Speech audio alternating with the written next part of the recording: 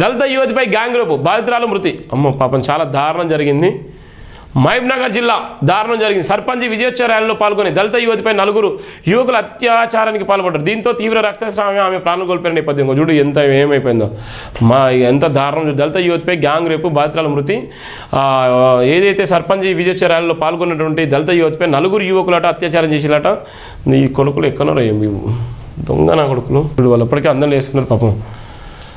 ఎంత దారుణం చూడు. నిన్ననే 17న రాత్రి సర్పంచ్ విజయోత్సవ ర్యాలీలో పాల్గొన్న యువతి ఆ టైంలో మాట్లాడుకుందామని పిలిచి తన 3 స్నేహితులతో కలిసి అత్యాచారం చేసిన యువకుడు. చెత్తనా కొడుకులు.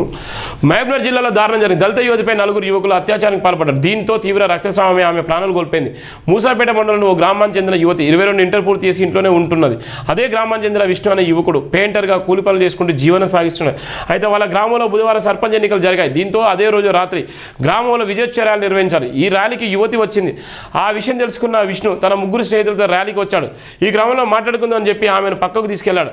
ఆ తర్వాత తన స్నేహితులతో కలిసి రైతు వేదిక సమీపంలోని ప్రాంతానికి బలవంతంగా లాక్కెళ్లాడు.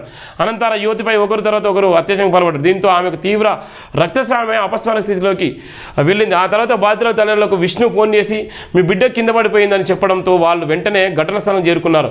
అపస్మారక స్థితిలో ఉన్న బిడ్డను తీసుకొని స్థానికంగా ఉన్న ఓ ఆర్ఎంపీ వద్దకు తీసుకెళ్లగా మహబూబ్నగర్కి తీసుకెళ్లని అతడు సూచించాడు. దీంతో వెంటనే మహబూబ్నగర్ జనరల్ హాస్పిటల్కి తరలించగా అప్పటికి ఆమె మృతి చెందినట్టు డాక్టర్లు తెలిపారు.